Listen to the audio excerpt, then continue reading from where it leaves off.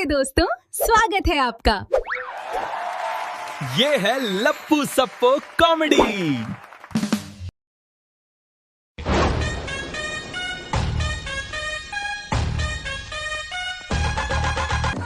गांव में सबके पास मोबाइल था, लेकिन लप्पू के पास नहीं था। वो बड़ा परेशान। एक दिन उसने सोचा, मैं भी आज मोबाइल लेके आऊंगा। बाजार जाने का उसने ठान लिया और बाजार चला गया। फिर दुकानदार से बोला, भैया ऐसा मोबाइल दो जिसमें चार्ज एक बार 1 महीने भर चले।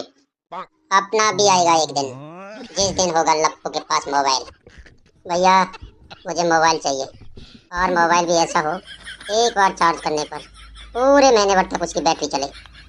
भाई साहब ऐसा मोबाइल तो आज तक बना ही नहीं है। कोई बात नहीं भाई साहब, मोबाइल दे दो और बैटरी अलग से दे दो। मैं अपने घर पर अपने बैल से चलवा लूंगा।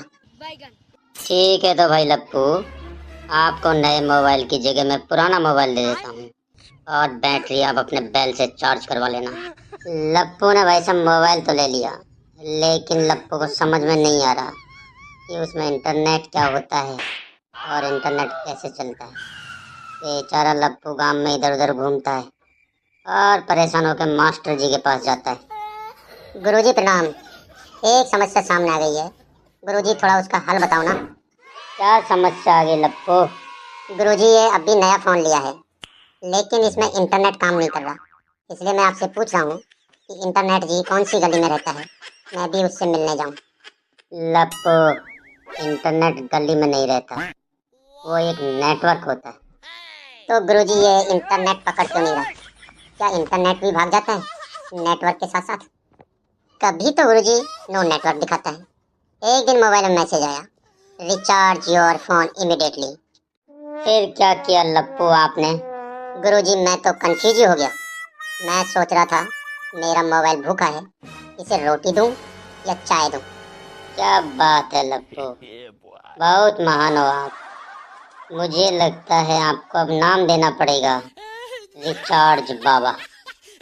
एक दिन लप्पू ने सोचा, गांव तो बहुत देख लिया, अब मैं शहर घुमाता हूँ, वहाँ सब लोग अंग्रेजी बोलते हैं। लप्पू ने शहर जाने का मन बना लिया और बस में बैठ के सफर शुरू।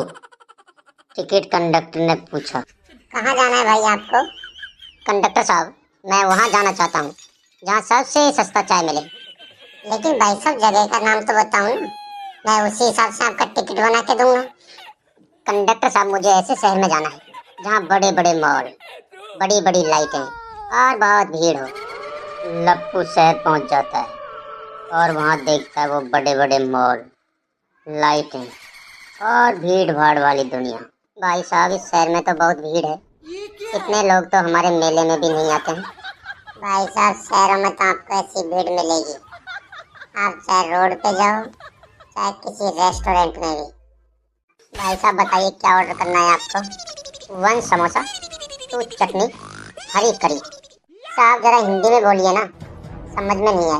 भाई साहब तो फिर जल्दी दो, भूख लग रही है। ठीक है भाई साहब अभी लेके आता हूँ आपका ऑर्डर। भाई साहब खाना तो बहुत अच्छा था आपका, लेकिन गांव जैसा चटपटा नहीं था। भाई साहब आप जानते हो शहरों में कहाँ लोग इतना मिर्च खाते हैं। ठीक है तो भाई साहब अब आप बिल लेके आ जाइए। भाई साहब 580 रुपये का बिल हुआ है आपका। क्या बात कर दिए भाई साहब, 580 रुपये? इतने में तो मैं गांव में पूरे हफ्ते खा लूँ भाई। ठीक है भाई साहब मैंने आधा खाना खा लिया है, आधा आपका वापस ले लो। मैं आपको आधे खाने के पैसे दे देता हूँ। भाई साहब आप आधा खाओ चाहे पूरा, पैसा देना पड़ेगा आपको पूरा। शहर में आके तो कुछ समझ ही नहीं आ रहा, इससे अच्छा तो गांव की दुनिया है। आप ना मस्त खाओ और मेहनत करो और सो जाओ। भाई साहब गांव के घरों में इतनी खुली जगह रहती है आंगन में, और शहरों में देखो उसी में खाना बन रहा है, उसी में रह रहे हैं और उसी में शौचालय की व्यवस्था। ऐसे ही एक दिन भाई साहब मैं यहाँ मॉल गया और सारे लोग लिफ्ट से जा रहे थे, मैं सीढ़ियों से चढ़ रहा था। सब बोले लिफ्ट से चलो, मैं सोचा छोटी सी कोठी में सब लोग कैसे समझ आते हैं। और भाई साहब सुनो गजब की बात, लाइट चली गई, लिफ्ट बंद हो गई। ऐसा लग रहा था सब लोग चले गए यमलोक में। और भाई साहब जैसे ही लाइट आई, लिफ्ट खुली मैं तो चिल्लाया, जय बजरंगबली, जय बजरंगबली। ये तो मुझे लगता है मेरा पुनर्जन्म मशीन है। शहर अच्छा है पर वहाँ की हवा में गांव वाली गंध नहीं है, ना गोबर की खुशबू है, ना ठंडे कुएं का पानी। भाई और